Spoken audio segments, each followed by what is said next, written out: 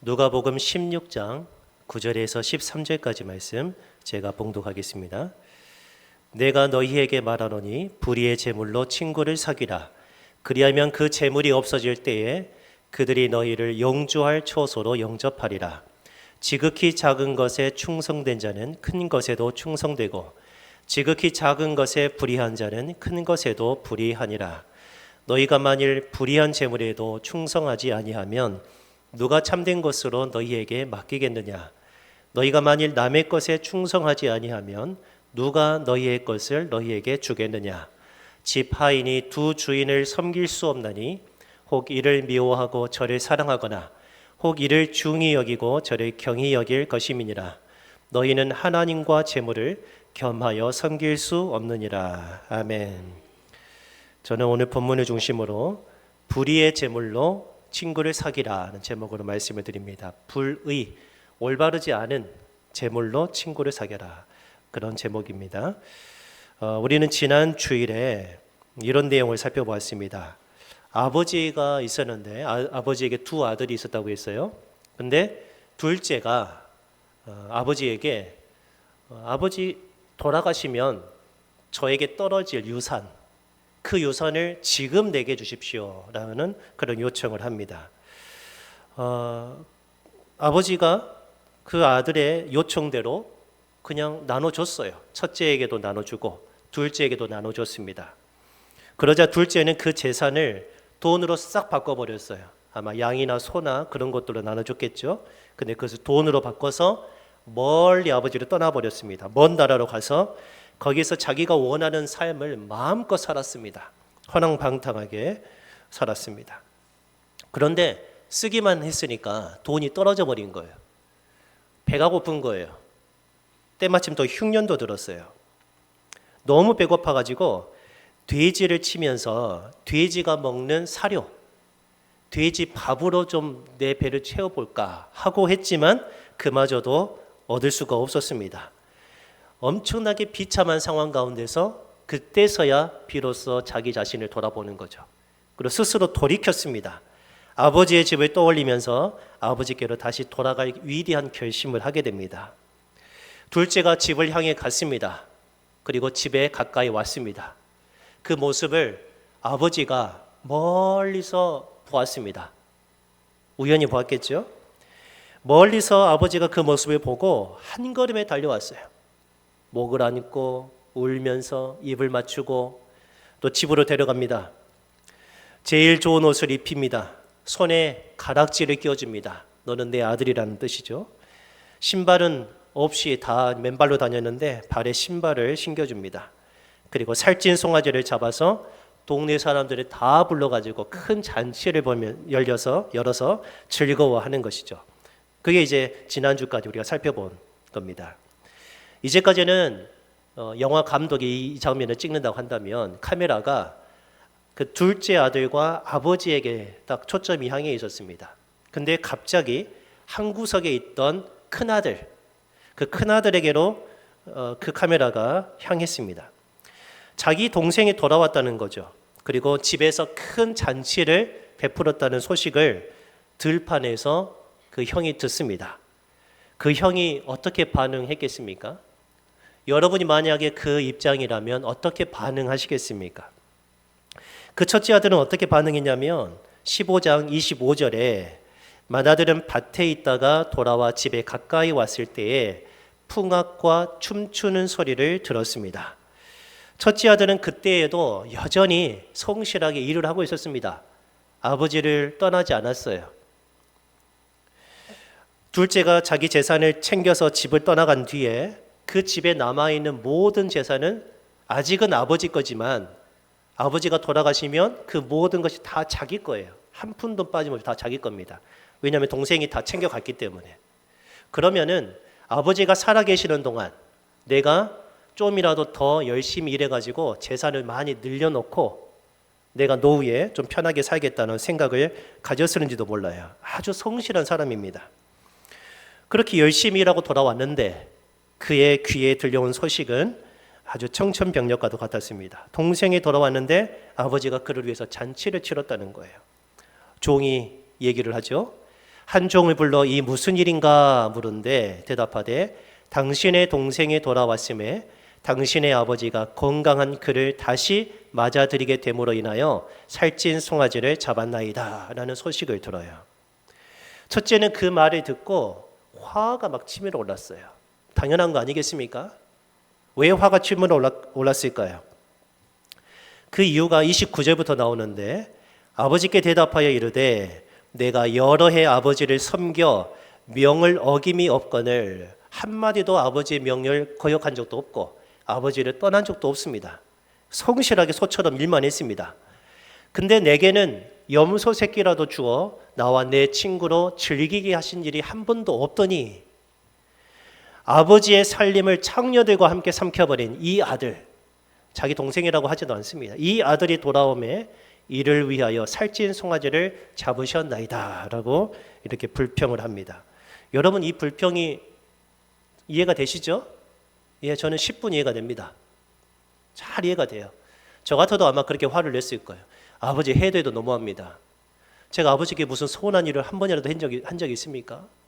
근데 저를 위해서는 한 번도 안 해주시더니 저 망나니 같은 둘째 아들이 돌아왔다고 저렇게 해줍니까? 너무 서운합니다 라고 했는지 몰라요. 또 집에 있는 살찐 송아지는요 사실 자기 송아지예요. 자기 재산이란 말이에요. 그러지 않습니까? 동생은 이미 다 챙겨서 가버렸어요. 남아있는 것들은 다 자기 거예요. 근데 자기 것을 잡아가지고 동생을 대접해 주니까 이게 너무나도 화가 나는 거죠.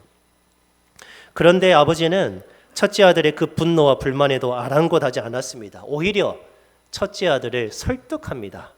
뭐라고 설득합니까? 31절에 아버지가 말합니다. 예, 너는 항상 나와 함께 있잖냐. 그러면 내 것이 다 너의 것이다. 근데 이 동생은 너의 동생은 죽었다가 살아났으며 내가 잃었다가 얻었기로 우리가 즐거워하고 기뻐하는 것이 마땅하다라고 합니다. 여기서 아주 중요한 표현들이 몇 가지 나옵니다. 예, 너는 항상 나와 함께 있으니 이런 표현이에요. 지금 아버지는 첫째 아들이 기특한 것은 뭐겠습니까? 열심히 일해서입니까? 성실하게 재산을 관리해서일까요? 그러지 않아요. 나와 함께 있는 것 자체가 너에게 큰 행복 아니냐는 거죠. 아버지는 그걸 원하는 거예요. 이 재산은 어차피 다 네 건데 나와 함께 있는 것이 너에게 큰 유익이 아니냐. 네가 기뻐해야 될 것은 나의 사랑을 받고 있는 것, 나 때문에 네가 보호받고 있는 것, 그것으로 네가 기뻐하는 것이 마땅치 않느냐 그 말이죠. 근데 첫째 아들은 아버지와 함께 있는 것 말고도 그를 기쁘게 하는 것이 있어요. 뭐예요? 돈이에요. 돈, 재산. 아버지의 재산. 말은 안 했지만 속으로 욕심이 있는 거예요. 아버지와 함께 있는 것으로 만족을 못하는 거죠. 이것을 한 가지 살펴볼 수 있고요. 또 아버지가 32절 제가 빨간 글자로 해놓은 것, 우리가 즐거워하고 기뻐하는 것이 마땅하다. 자, 내가 기뻐하는 것이 즐거워하고 기뻐하는 것이 마땅하다 하지 않고 우리가, 나와 네가 함께 즐거워하자라는 그런 거 아니겠습니까? 우리가 놓쳐서는 안 될 부분이 있습니다. 이 비유에 등장하는 인물들, 아버지, 첫째 아들, 둘째 아들이 각각 누구를 상징하고 있느냐 하는 거죠. 예수님은 이 비유를 말씀하셨는데 그 배경이 뭐냐면은 예수님이 죄인들을, 세리들을 영접하고 그들과 음식을 즐겁게 먹고 있는 장면을 보고 서기관들과 바리새인들이 투덜댄 겁니다. 그것 때문에 이런 여러 가지 비유들을 말씀하신 거예요. 15장 1절과 2절의 배경이 나옵니다. 모든 세리와 죄인들이 말씀을 들으러 가까이 나오니 예수님께 가까이 온 겁니다. 그때 예수님은 다 영접한 거예요. 바리새인과 서기관들이 수군거려 이르되 이 사람이 죄인을 영접하고 음식을 같이 먹는다라는 그런 불평불만을 하는 것입니다. 그러면 예수님께서 비유로 말씀하신 아버지, 그 아버지는 누구를 상징하고 있을까요? 예수님 자신입니다. 또는 이제 하나님이라고 볼 수가 있겠죠. 예수님은 하나님이시니까요. 아버지는 하나님을 상징하고 있어요. 바리새인들과 서기관들은요, 누구를 상징하고 있냐면 첫째 아들입니다. 왜요? 그들처럼 하나님을 잘 섬기는 자가 어디 있습니까? 그들처럼 하나님의 말씀을 잘 아는 사람이 누가 있겠습니까? 그러면 세리와 죄인들은 누굴까요? 하나님을 멀리 떠났던 둘째 아들, 아버지는 멀리 떠난 아들이겠죠. 이것을 각각 상징하고 있어요. 아버지가 둘째 아들이 돌아와서 둘째 아들을 영접하고 즐겁게 음식을 먹은 이유가 둘째가 돌이켜서 아버지께로 돌아왔기 때문입니다. 아버지께로 돌아왔기 때문에. 그래서 즐거워했던 거죠. 그러면 예수님이 세리와 죄인들을 영접하시고 즐겁게 그들과 음식을 드신 이유가 뭐겠습니까? 이 세리와 죄인들도 하나님의 말씀을 듣고 하나님께로 회개하고 돌아오니까 너에게도 하나님의 나라가 임했다는 증거로 예수님께서 함께 즐기지 않으셨겠습니까? 회개하고 하나님께로 돌아왔기 때문입니다. 그것 때문에 너무 즐거운 거예요. 그런데 바리새인들과 서기관들은 그걸 용납할 수가 없었어요. 죄인들이 하나님께로 돌아와서 하나님의 자녀가 된다? 이거는 용납할 수가 없고 이해할 수도 없는 일이었어요. 왜냐하면 하나님의 자녀는 누가 돼야 돼요? 자기와 같은 서기관들과 바리새인들이 되어야 하기 때문입니다. 세리와 죄인들은 절대 하나님의 자녀가 되어서는 안 되는 것이죠. 이들 입장에서는 그런 거예요. 우리 같은 의로운 자들이고 아버지를 떠나지 않은 자들이고 항상 하나님이 명하신 모든 말씀을 하나도 어김없이 지키는 우리들이 하나님의 자녀지 절대로 저 세리들이 될 수가 없다라고 여긴 것입니다. 마찬가지로 첫째는 둘째가 돌아왔다고 잔치를 여신 아버지의 행동을 결코 이해할 수가 없었습니다. 이해가 되시죠? 절대 받아들일 수가 없었어요.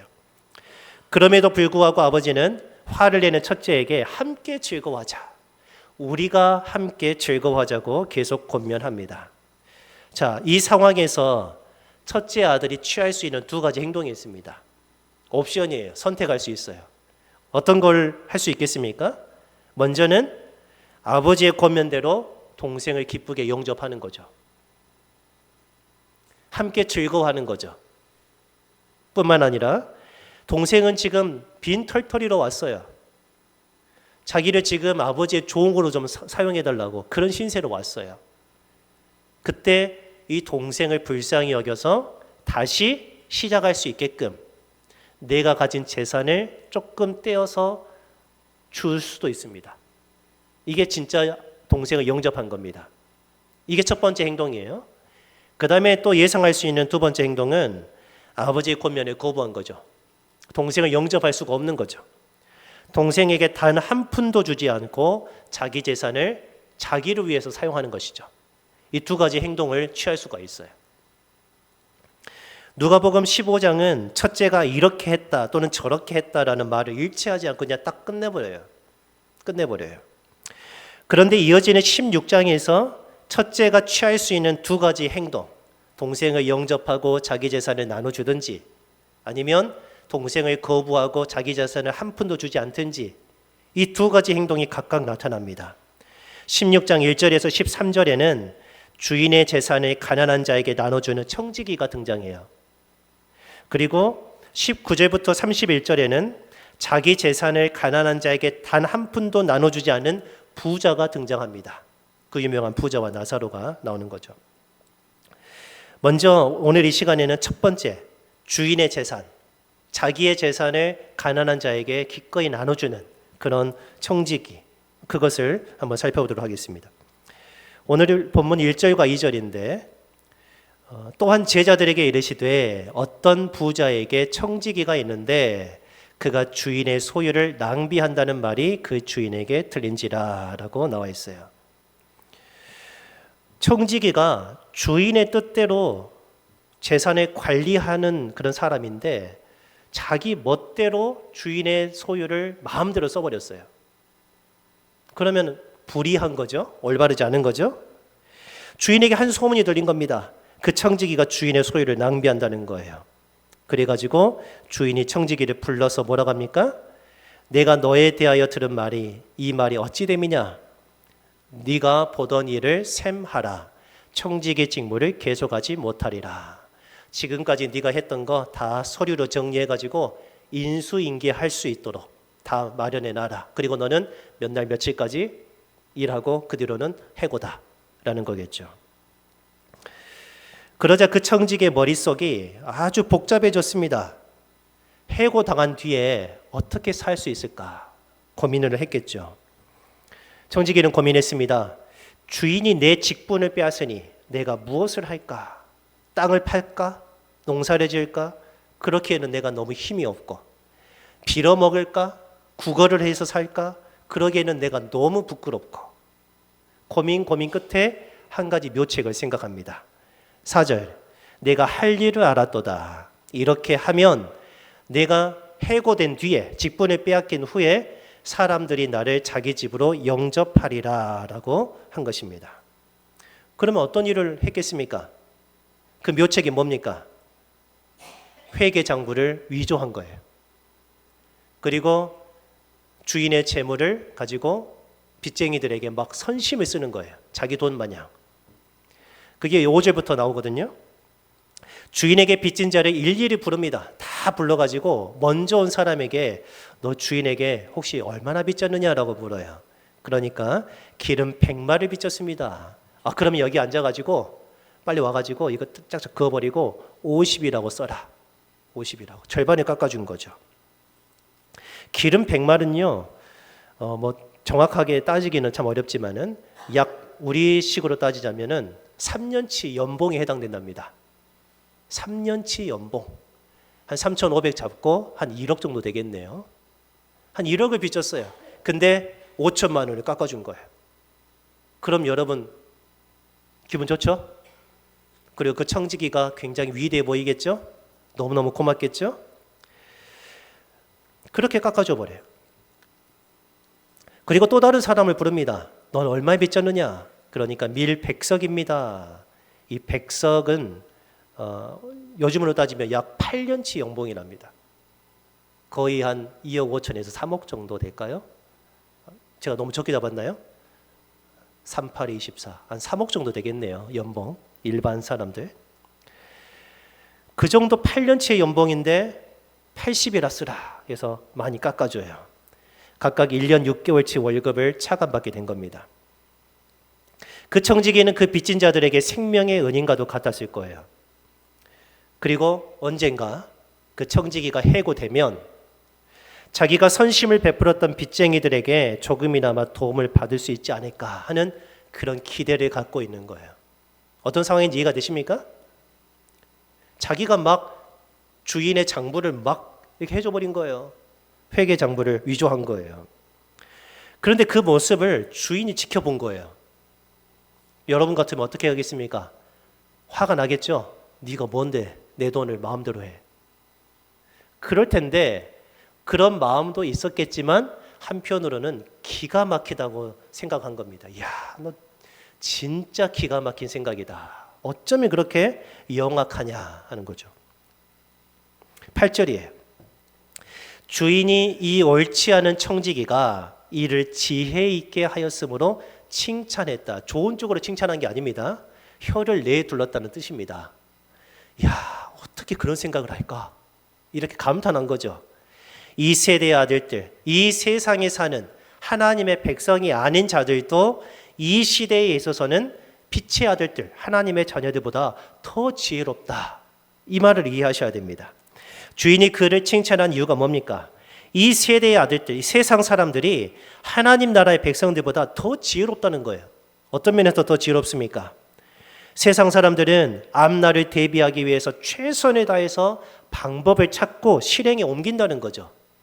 비록 올바르지 않은 방법을 썼지만 자기가 살려면 무슨 일이라도 하지 않겠습니까? 그걸 보면서 미래가 중요하다는 것을 알아요. 그리고 그 살 길을 찾는 거예요. 이 세상 나라 사람들도 미래를 준비하는데 하물며 하나님 나라의 백성들인 우리는 앞으로 다가올 하나님의 나라, 그때가 오는데 그때를 얼마나 더 신중하고 철저하게 대비해야 하겠는가. 이것이 예수님의 비유의 핵심입니다. 그러면 우리는 하나님의 나라가 오는 그때를 위해서 어떻게 대비해야 될까? 우리 영혼의 때를 위해서 어떻게 대비하는 것이 지혜로울까? 그게 어디에 나왔냐면은 9절입니다. 우리 9절을 같이 한번 읽어봅니다. 시작. 내가 너희에게 말하노니 불의의 재물로 친구를 사귀라. 그리하면 그 재물이 없어질 때에 그들이 너희를 영주할 처소로 영접하리라. 아멘. 어떻게 하라고요? 불의의 재물로, 올바르지 않은 돈으로 친구를 사귀라. 만약 그러면 돈이 없어질 때, 더 이상 돈을 사용할 수 없는 그때가 되면 그들이, 너의 친구가 되었던 그 사람들이 너희가 영원히 살 수 있는 곳으로 너희를 영접할 것이다. 다시 말하면 천국에서 너희를 영접하게 될 것이다 라는 그런 얘기를 하는 것입니다. 불의의 재물로 친구를 사귀는 거예요. 자, 불의한 청지기가 빚쟁이들에게 선심 쓰던 장면으로 돌아가서 한번 생각을 해보자고요. 그는 주인의 것을 마치 자기 것 마냥 가난한 자들에게 막 선심을 베풀었습니다. 빚쟁이들에게 선심 베풀었어요. 자기 것인 것처럼. 자기 것도 아니면서 자기 것 마냥 주인의 돈을 나누는 행위, 그것은 올바르지 않죠. 그래서 불의한 거예요. 불의한 재물로 친구를 사귄다라고 하는 것입니다. 마찬가지로 그리스도인은 자기가 가진 모든 것이 다 누구 겁니까? 여러분 가지고 있는 모든 것이 다 누구 겁니까? 진실한 그리스도인은 하나님이라는 답을 내놓습니다. 하나님 겁니다 하고. 이 부분만 하나님 거고 나머지는 제 겁니다. 아직 하나님의 나라를, 아직 하나님 나라에 가까이 가신 분입니다. 가까이 가신 분이. 하나님의 나라를 만난 사람들은 그렇게 생각하지 않아요. 왜냐하면 성경에서 분명하게 우리에게 말씀하신 바가 있어요. 하나님의 모든 것이, 내가 가진 모든 것이 다 하나님께 주셨다는 거예요. 그런 의미에서 우리는 청지기입니다. 청지기. 우리는 이 땅에서 청지기로서 사는 거예요. 하나님의 것을, 하나님의 뜻을 위해서 사용하는 그런 청지기로서의 사명을 가지고 있습니다.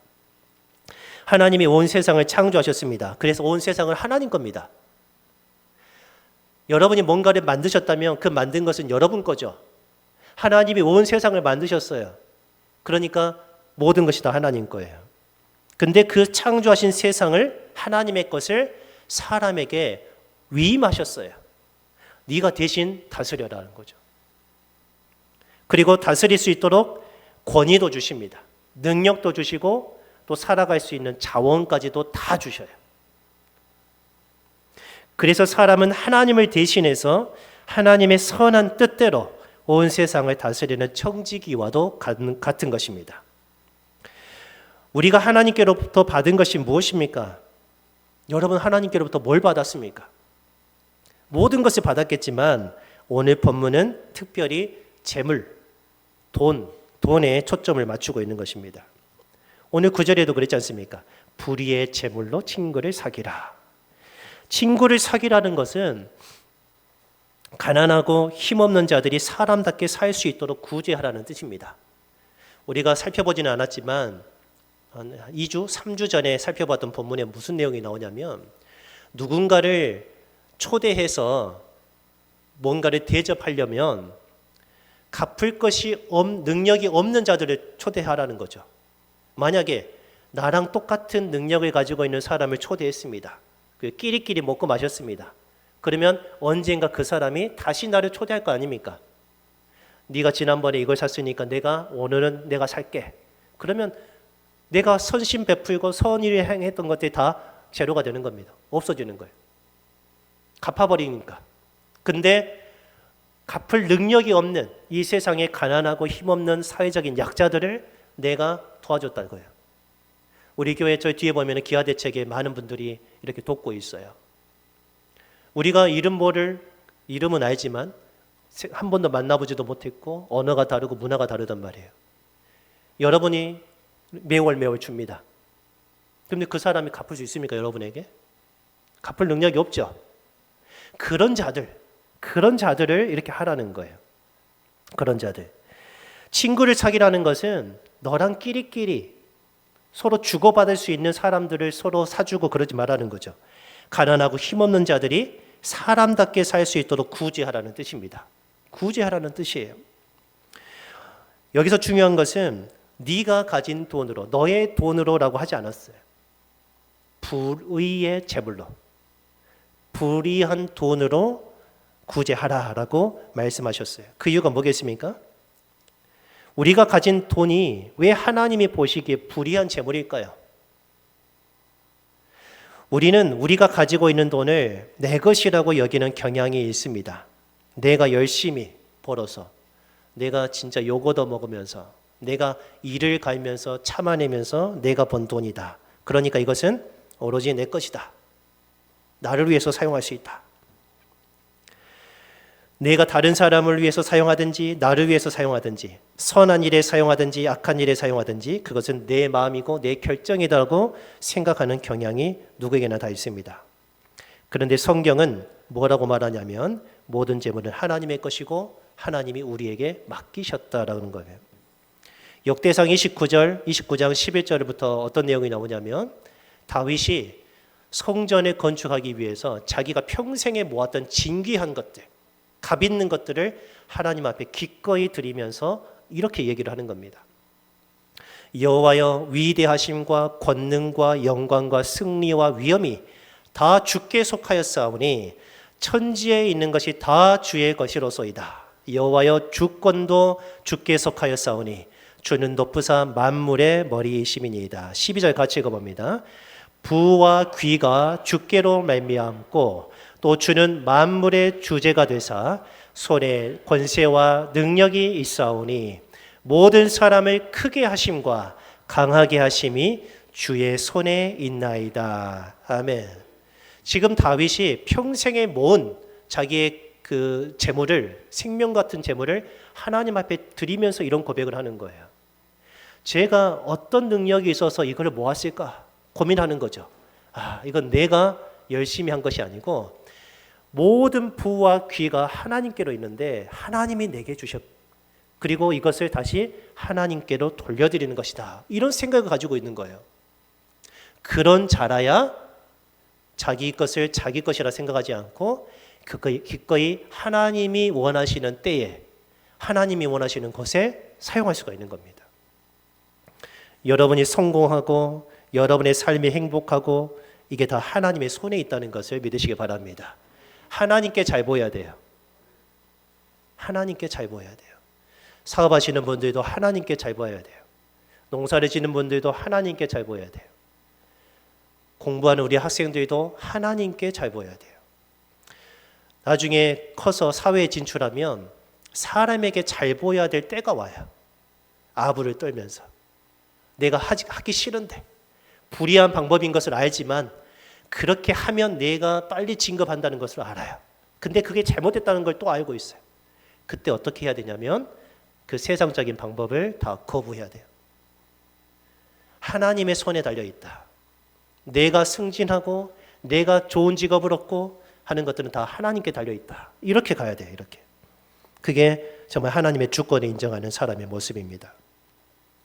신명기 8장 18절에는 모세가 말합니다. 내 하나님 여호와를 기억하라. 그가 내게 재물 얻을 능력을 주셨습니다. 아멘. 누가복음 15장의 아버지가 첫째 아들에게 요구하시는 것은 이겁니다. 집에 돌아온 너의 동생을 나와 함께 기쁘게 영접하고 네가 가진 거 있잖아. 네가 가진 그 재물, 그것을 너의 동생이 새로운 인생을 다시 시작할 수 있게 좀 도와주라. 도와주라. 그게 아버지의 뜻이었습니다. 그래야 그 아버지의 그 아들 아니겠습니까? 그래야 그 아버지 그 아들이에요. 마찬가지로 하나님은 오늘 우리에게 이것을 요구하십니다. 너희가 가진 것으로 가난한 이웃을 힘써 구제하라. 그것이 곧 하나님을 섬기는 것이다 하는 거죠. 첫째 아들아, 네가 나를 정말 공경한다면, 네가 나와 함께 있는 것으로 만족한다면 그 재물 좀 없어지는 거 괜찮지 않느냐는 거죠. 네 동생에게 좀 주는 거 그거 내가 얼마든지 더 줄 수 있다는 거죠. 그게 아버지를 공경하는 것이듯이 내가 가진 것을 하나님의 뜻에 의해서 사용하는 것, 그것이 곧 하나님 아버지를 공경하는 것입니다. 그런 의미에서 13절에 예수님께서는 결론을 맺으시죠. 13절 같이 읽어봅니다. 천천히요. 시작.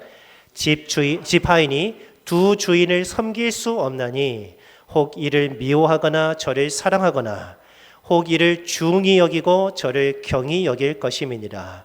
너희는 하나님과 재물을 겸하여 섬길 수 없느니라. 아멘.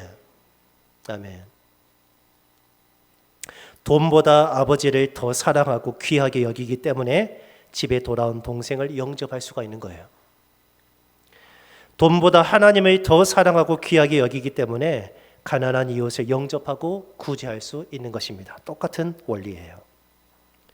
지난 주일에 하나님이 제게 주신 감동을 따라서 여러분에게 2주 전에 특별 구제 헌금을 하자라고 광고를 공식적으로 했습니다.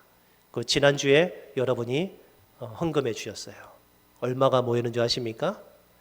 여러분이 헌금, 그날 헌금으로 들어온 것만 114만 원이 들어왔어요. 많이 들어왔죠. 그리고 교회 재정 거기에 50만 원을 더했어요. 그럼 얼마요? 164만 원. 그것을 화재당에서 전소된 우리 이장님 댁에 갖다 드렸습니다. 그리고 위해서 기도해 드렸어요. 저는 사실 그렇게까지 기대를 안 했습니다. 교회 재정 50만 원, 여러분 가운데서 다 모아가지고 한 50만 원에서 100만 원만 좀 됐으면 좋겠다 했는데 세탁기 하나만 살 수 있는 정도면 되겠다 했는데 냉장고를 살 수 있을 거예요. 우리가 어떤 칭찬을 받거나 그것으로 인해서 뭐 우리 교회 명성을 더 위한 것 그런 것은 아닙니다. 그리고 그분이 교회 나오기를 원하는 거나 그런 것도 아닙니다. 그저 어려움을 당했기 때문에 교회로서 당연히 그리스도인으로서 당연히 해야 될 일을 한 것뿐이에요. 그렇게 십시일반 그날 이제 없으신 분들은 또 다른 분에게 빌려가지고 또 하시는 모습을 봤어요. 없으면 그만 아닙니까? 그죠? 아이고 나 돈 없다 이렇게 해버리면 되는데 굳이 또 빌리셔요 그거를. 그것을 보면서 야 우리 교회 소망이 있구나. 여기 옆에처럼 하나님은 우리와 함께 하시고 우리는 이웃과 함께하는 교회. 그런 교회라야 하나님의 나라라고 하지 않을까요? 저는 여러분의 그런 섬김을 통해서 여러분에게 정말 하나님을 향한 경외가 있구나. 정말 하나님을 귀하게 여기는 마음이 있구나라는 그런 확신을 가졌습니다. 하나님께서 여러분에게 더 큰 은혜와 평강 주시기를 바랍니다. 말씀을 정리하겠습니다. 하나님은 죄인 한 사람이 회개하는 것을 가장 기뻐하십니다. 한 사람이라도 회개하여 생명을 얻을 수만 있다면 하나님은 자기의 모든 것을 기꺼이 버리실 겁니다. 그리고 버리셨습니다. 자기가 직접 사람의 몸을 입고 이 땅에 오셨습니다. 그리고 자기의 생명을 내어놓으시고 마지막에는 물과 피까지 싹 쏟아내셨습니다. 우리 한 사람을 위해서 모든 것을 다 버리셨어요.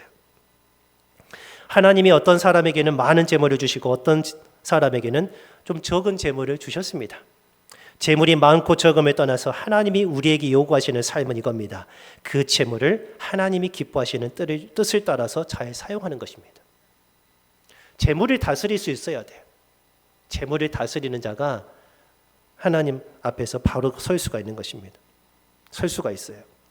우리의 시선이 언제나 가난하고 소외된 자들에게 향해 있기를 바랍니다. 누가 나에게 도움을 주나 이것을 위를 바라보는 게 아니라 항상 아래를 바라보세요. 내가 도와줄 수 있는 사람이 누가 있을까? 내가 할 수 있는 일이 무엇가 있을까? 그것을 늘 생각하시기 바랍니다. 그들에게 사랑 베푸는 일에 인색함 없이 적극적으로 참여하시기를 바랍니다. 그것이 바로 하나님 아버지께로부터 은혜와 사랑을 먼저 우리는 받았어요. 그 자로서의 올바른 모습이고 그런 자가 바로 하나님을 참되게 섬기는 사람입니다. 재물의 노예가 아니라 하나님의 청지기로서 재물을 바르게 사용해서 천국에서의 삶, 그 천국에서의 삶을 지혜롭게 준비하는 그리스도인이 되시기를 예수 그리스도 이름으로 축원합니다.